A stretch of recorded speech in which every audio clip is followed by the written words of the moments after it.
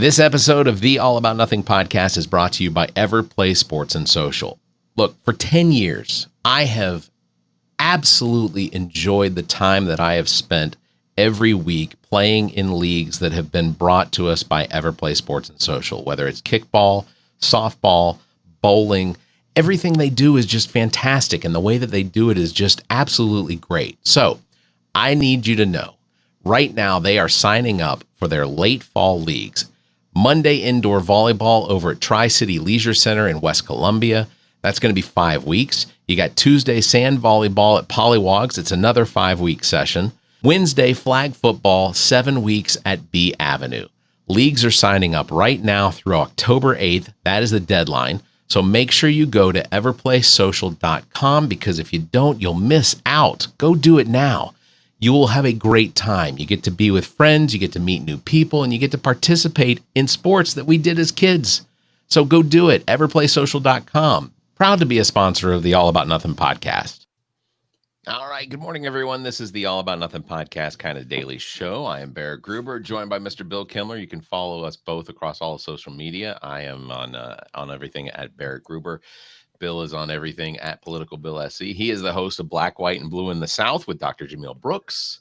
Good morning, Bill. It's a Friday. Good morning. Good morning. Appreciate you accommodating this change in schedule here. Nothing if not accommodating. I heard your solo attempt. I heard your solo attempt yesterday. Yeah. And appreciate you carrying the torch forward. I think, you were kind enough to kind of keep vague and respect my privacy as to where I was. Sure. But I was raptured.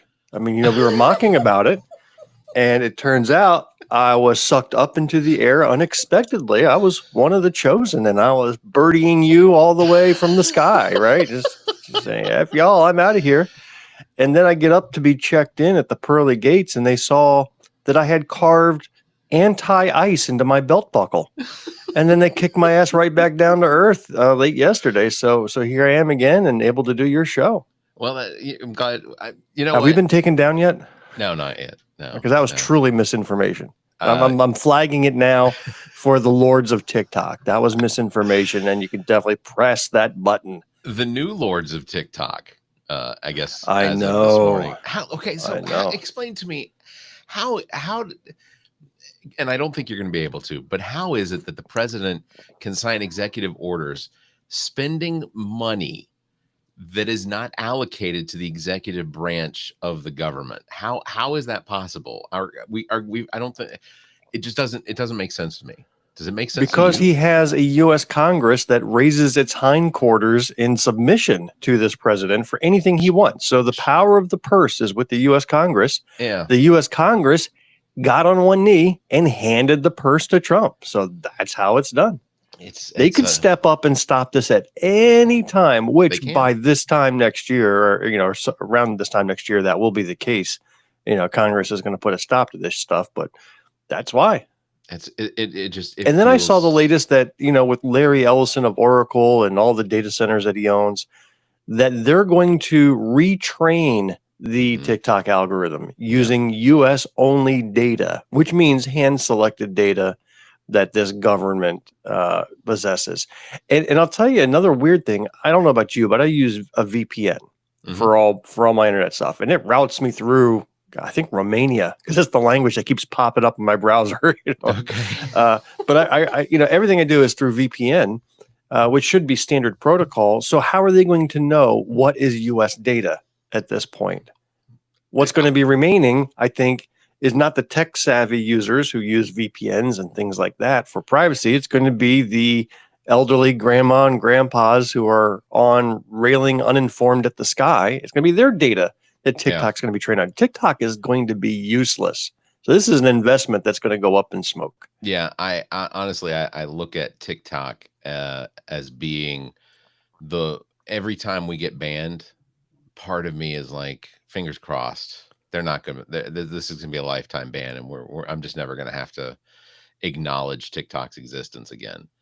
I mean, so are you streaming on YouTube as well? Yep. Yeah, we're on YouTube, Twitch, Facebook, Instagram, and TikTok. Okay. Yeah, the only one that we don't have, I think, is LinkedIn, and LinkedIn requires you to fork out the cache. And I didn't even know Twitter. LinkedIn has streaming. Huh. They do have streaming. Yeah, they do have streaming. Our company uses their streaming sometimes for some of our big events. So how about that? Well, because I saw that YouTube and the lords over at Google have decided that misinformation and violent speech is now allowed on their platform, because they've gone and reinstated all of those that they had banned from January 6th and COVID misinfo. They've gone and said, listen, we're now going to allow free speech on our platform. So YouTube might be the refuge that we go to. Yeah. And I don't have any issue. I absolutely believe that there does need to be some level of validation to the things that people say. I have no problem with being corrected. Hell, we had me before she started her podcast used to be our corrector. Like, she would watch and listen to the show, and then she would tell me the things that we got wrong. And that would piss you off so much. I remember the big tirades you used to launch against her whenever she did that. I remember those days. You would just be labeling her as a censor, and I don't think she minded. I don't think she minded. I don't TikTok. I think community guidelines are important, and I think that there should be something that is at least validating, or if something is said or promoted as being fact when it is completely false, I'd like for there to be some sort of a check. It doesn't bother me whatsoever. There's a viral joke that's been going around on the printed social media, like Threads and Twitter, etc., that fooled me. So I want to try to describe it. It's basically somebody would post, I am anti-fascist. Like, that would be their post, right? Sure. But then underneath you would see a little community note that had like the little I circle for information and says that this account has been flagged as a terrorist, or a supporter of a terrorist, etc. And, by the Trump administration or the current administration. And it looked like an official note. And it wasn't an official note. It was actually utilizing certain Unicode characters to make it look like small italics. It made it look like it was a note, but it wasn't. It was actually just part of the thread, part of the post itself. And so when I first saw it, I got all irate. I'm like, what are these platforms doing that they're now labeling individuals as terrorists? But truly, it was just a joke that the posters were putting out there. And I thought that was pretty clever. Yeah, I saw it. And honestly, it didn't trigger me in any way, shape, or form. I was just like, oh, look at her badge. And then I moved on, because I was like, well, in my head, I guess it didn't strike me as being very important. Mostly, I think, because of everything else that was going on. And so, having a label, like if that label appeared on mine, I'd been like, oh, well, that feels unnecessary. But, I probably would have moved on with the label. I would have been like, look what I got. It would have come at the same time as those military helicopters are circling over your house. Dude, I'm going to tell you, like, I could, if I could have seen, I could see the pilot's face. Like when he was approaching, of course they were hovering right outside your window. I mean, hello, guns trained on All About Nothing Pod, Big Media Empire headquarters. Yeah, exactly. It's very important that they keep up with that. But yeah, no, it was very odd. And I went on the flight trackers where normally you can see military. You could see plenty of military. I don't know, planes, helicopters, and things like that all over the country. But when you came down close to our area, there were no transponders on. Over here in Greenwood, we get occasional sonic booms from Lockheed Martin jets flying over our area.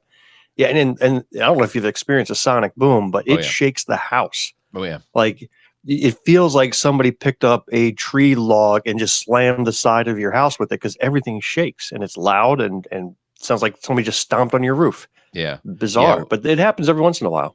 I live on the western approach for the Columbia Airport, and we will get touch and goes from both the C-17, the propeller one, and then what's a touch and go mean? Hit me up with that lingo. Basically, these planes come in and just tap they come in, they tap the runway, and then they take back off.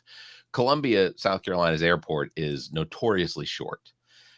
It cannot accommodate like 747s and things like that. The only 747s that we have flying to Columbia are the FedEx and the UPS, because those don't have any passengers.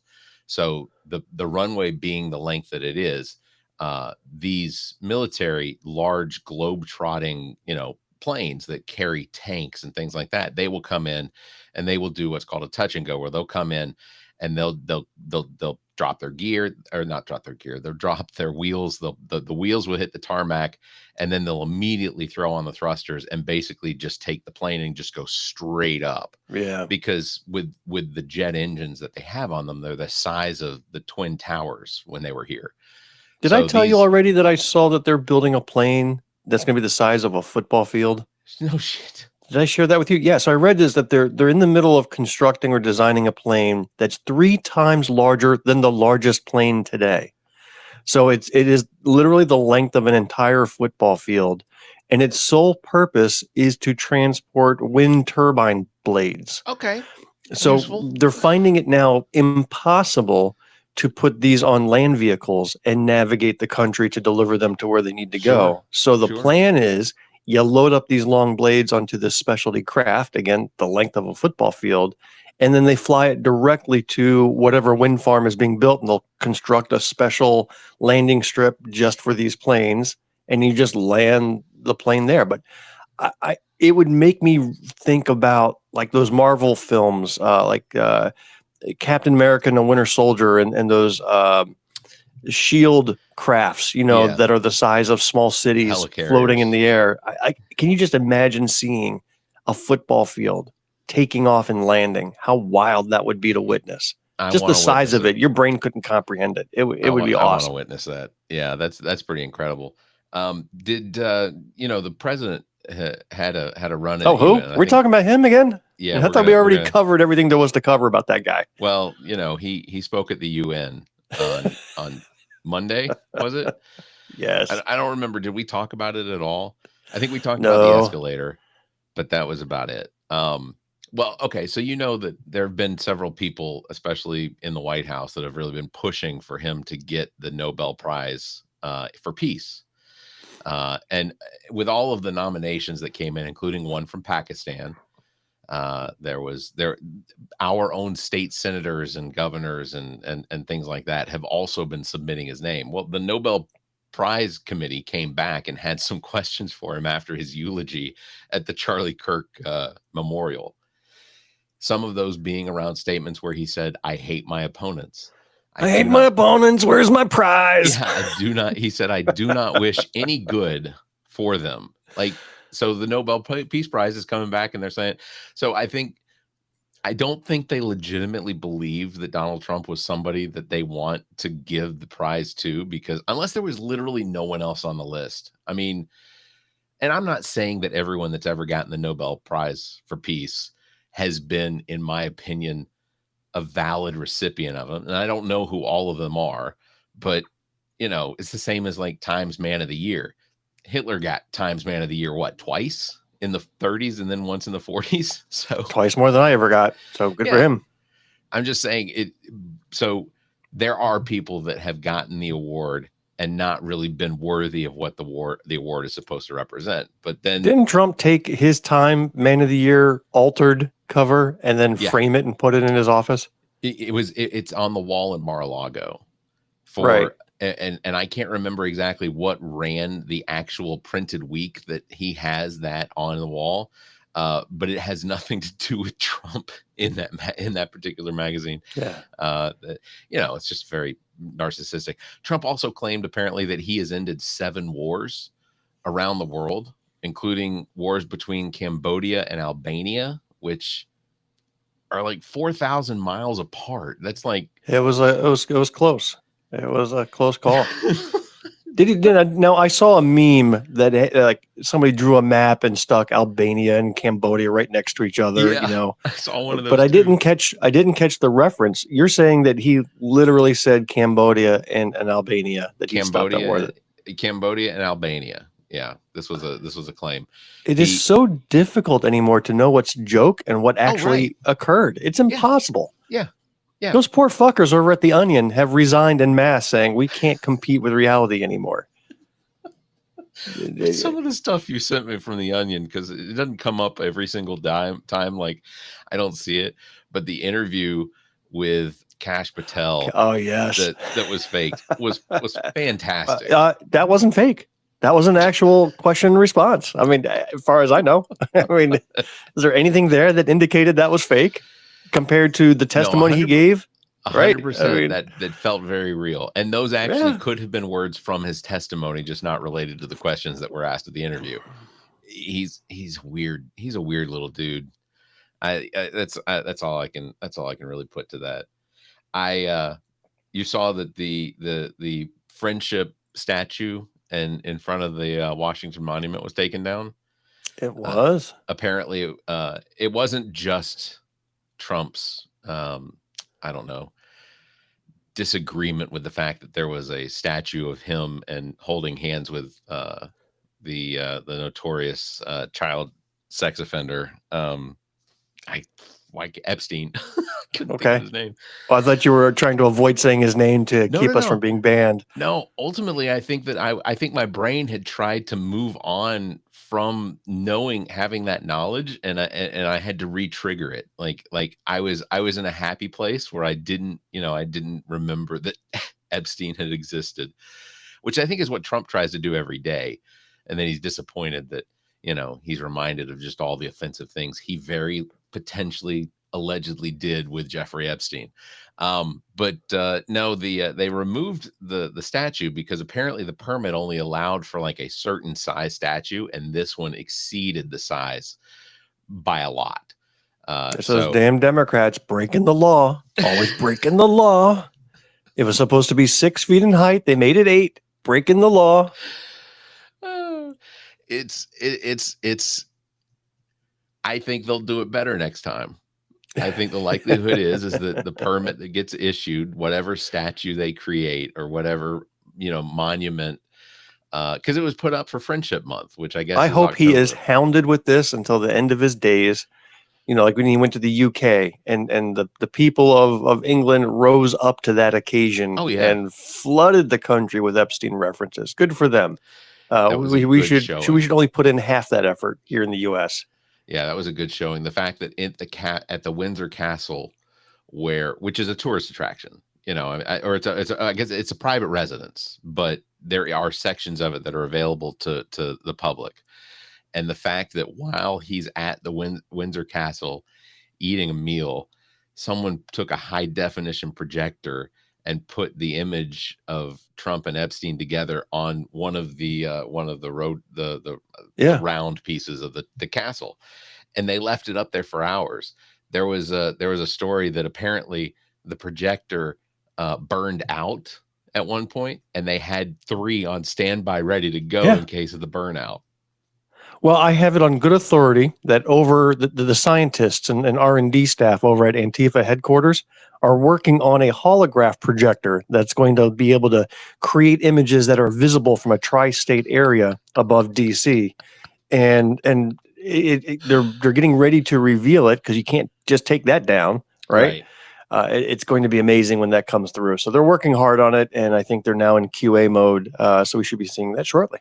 There are apparently several, according to internet videos that I have seen, there are also drone artists that are apparently being paid by George Soros or somebody. Yes, but that are going to be using drones in areas that would not be considered spaces where they could be shot down for being in military space zones or whatever.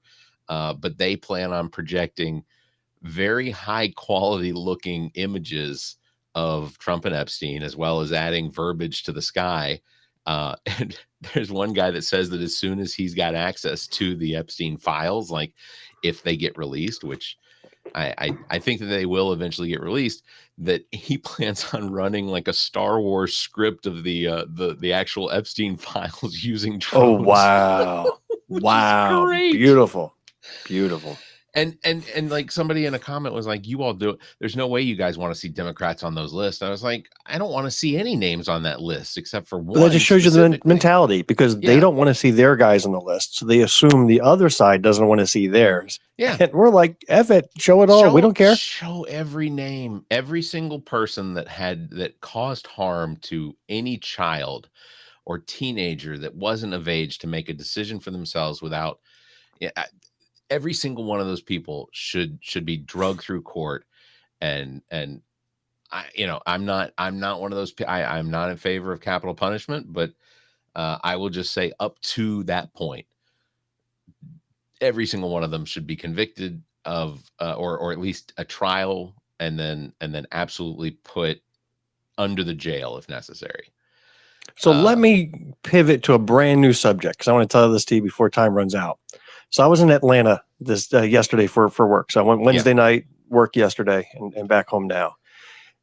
We were meeting with a customer that we had just signed, project that's kicking off, and went out to dinner Wednesday night with the customer. So my company and the customer, we all went out to dinner. So we went to this place. Gosh, and now I forget the name of the place. It was like 3 Point or something like that. Some weird name. Okay. Right there in Atlanta, had a park in a parking garage, find my way through this building, saw the sign for the place. And then when I walk in there, it's just a single small room, like a lobby. It was a business. It was an insurance business.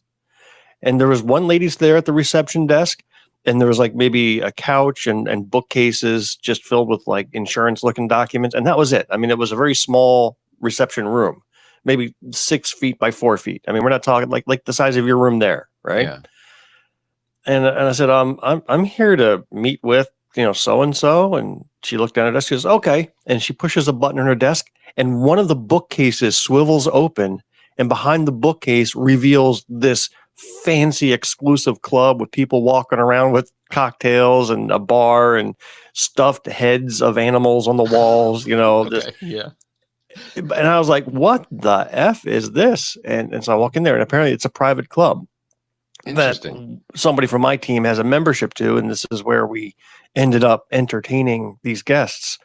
But it was such a pretentious place. I was like, listen, I'm a Waffle House guy, right? Yeah, Give me a burger at Wendy's. That's what I'm at. This was, you got a glass of water and you've already got a $200 bill on your table. And then they made it like a James Bond, or Hogwarts. I found the secret entrance to walk into this place. Yeah. The food was fine, but they also had this weird thing in the bathrooms. I get this. You go into the bathroom and you do your thing, and they've got a button in the sink area that you press that button. I don't even think the button told us what it was for, but you press this button, and then when you walk out of the bathroom and you pass by the bar, they have a drink waiting for you. And there's like a standard beverage they give that if you press the button in the men's room, it's a shot of whiskey. And if you press the button in the ladies' room, it's a glass of champagne. And it's just waiting for you. No charge. It's just like, it's your courtesy drink for having used the bathroom. Yeah, that is pretentious. I feel like in those situations, I feel like I'm being monitored in the bathroom, and I hate using, like, I get this is a private place, but like I hate using public bathrooms. I will hold it as long as I possibly can until I'm probably rupturing some organ. But like that to me just strikes as just absolutely one of those things that I to know that there's somebody potentially monitoring me or waiting for me to come out. Those sort of things they strike me as just weird. Well, I don't have a problem with public restrooms, but to your point, I have a problem when there's an attendant in the bathroom. Yeah. Somebody there to hand you napkins or towels and soap or whatever. Like, that's where you're being monitored, because the dude's job is there to watch you and do your thing, and then be prepared to attempt to serve you and be tipped by you as you come out of that bathroom. Yeah, that's wild. That's definitely one of those things, and I feel bad for those people. I know that's what they're hired to do. I know that was what the intent was of their position. But like, let's say you've got somebody who's much more free about using the restroom than I am. And they're in there dropping deuce after deuce after deuce.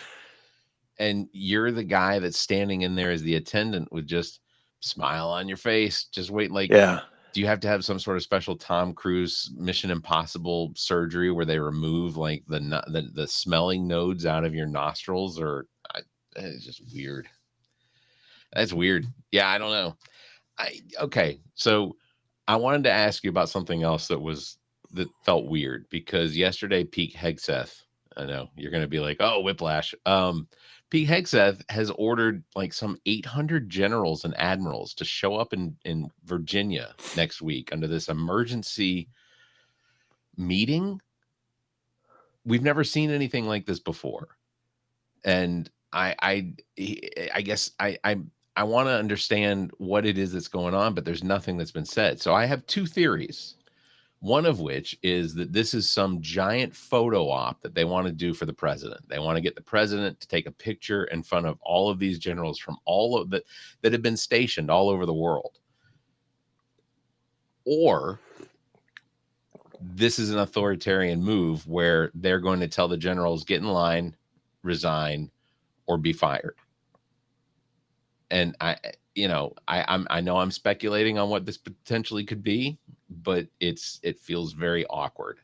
Here's what history teaches us about this president and his administration and the people he puts around him. History teaches us we will be completely underwhelmed by whatever actually happens. Sure. Because every time grand announcements are made, or I will have a big announcement on Friday, or stay tuned, and everything is pumped up, and then it's just a fart in a breeze that actually happens on that day. We have been underwhelmed time and time again because he and these people are not capable of grand actions. They just can't. And so I see this as a PowerPoint presentation that Pete Hegseth is going to give that's going to be rambling, weird, and the generals are all going to fly back going, what the F was that all about? And we're going to hear reports about how bad it is.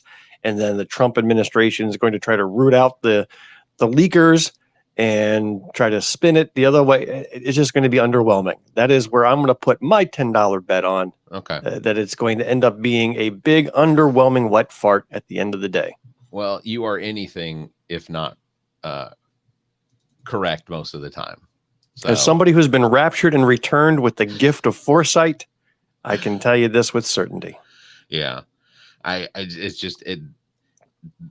hope you're right. Linda in the comments also hopes you're right as well, because it feels awkward, and somebody put a price tag on what it's going to cost to fly every general and admiral into Virginia for a whatever it is. $2.5 billion is. That's fine, because this whole thing has been funded by corporate sponsorships. So when they get there, they'll see that this meeting of the U.S. military leadership was sponsored by Coca-Cola and Depends diapers, or some combination thereof. Yeah. So I'm not worried about it. Hey, I hope today's episode was a lot more listenable to the critics that we have. I heard you yesterday reading some of the comments that we are unlistenable. So I'm hoping we get a little more listenable today. I'm open to positive feedback and willing to take corrective actions. Yeah. So I want to appreciate those who have taken the time to let us know when we have gone astray. In reflection to why they thought it was unlistenable, I have seen this particular person make comments before, including earlier where we were called cucks. So I have a feeling I know. Bill's like, yes, we're watching each other through this medium, not any other thing. Just to make that clear. Other thing. That's right. I am not an attendant in Barrett's bathroom. I am not monitoring his moves. So there's no watching going on. Well, I'm glad you made it home safely. Thanks. And I apologize for the misinformation of saying that you were spending more time in Atlanta than I thought you were. I was initially a little put off when I saw that you dropped an episode yesterday without me. You know what it was? You felt like, you know what, Kimmler is not necessary. Political Bill is optional. I look at me go solo, And you were like, I'm Jimmy Kimmel. Look at me fly. And yeah, good for you. I'll just say this, that sometimes I get in such a pattern of habit that I got on Thursday and sat here until right up until the very end and was like, oh yeah, he's not here, but I was already. Okay, that is Occam's razor. The most plausible argument, the most likely explanation is it. So I buy that entirely. Well done. Totally forgot that you were going to be here, and then like it was 5:29, and I was like I don't know what because I should I text him, and I started to reach my phone. And I go, oh yeah, I guess we're gonna do this. So that was so.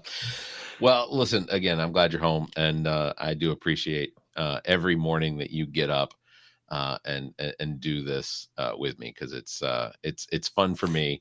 I appreciate your shirt. Yeah, it's a good one, right? Yeah, it's a good one. It's a my daughter would like that one.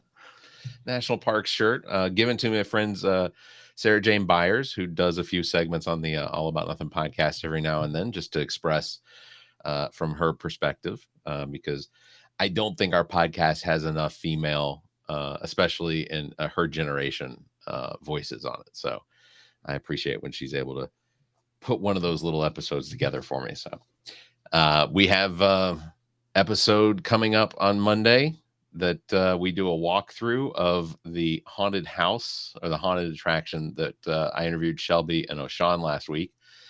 So we recorded that last night, and also got a sit down with Brock from the Myrtle Beach Boardwalk Comic Con that will come out on Monday as well. So good episode, by the way. You all released, but that was last week. I did finally get to listen to it. The one with Vicky Ringer. Yeah, she was a great interview. So that was very good. And I know you all have some things in the works that are coming up, including some interviews, but I won't give that away. I am excited for both of them, at least the two that I've been told about. I don't even know what we've told you so far. So, there's a couple doctors. There's one. I don't know about the couple. Well, there's one for Senate, and there's potentially one for governor, right? Oh, that's right. Doctor, okay. That's a doctor too, right? Yeah. Oh, yeah.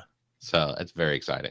So that is going to wrap it up for today. Big thanks for everybody tuning in. Don't forget, you can follow me at barrettgruber and Bill at politicalbillsc. You can catch us live every Tuesday and Thursday right here. Make sure to check out our podcast, the All About Nothing podcast, and also as well Black, White, and Blue in the South across all of the podcast verse. Till next time, you all stay safe, be kind, and keep your hands to yourself.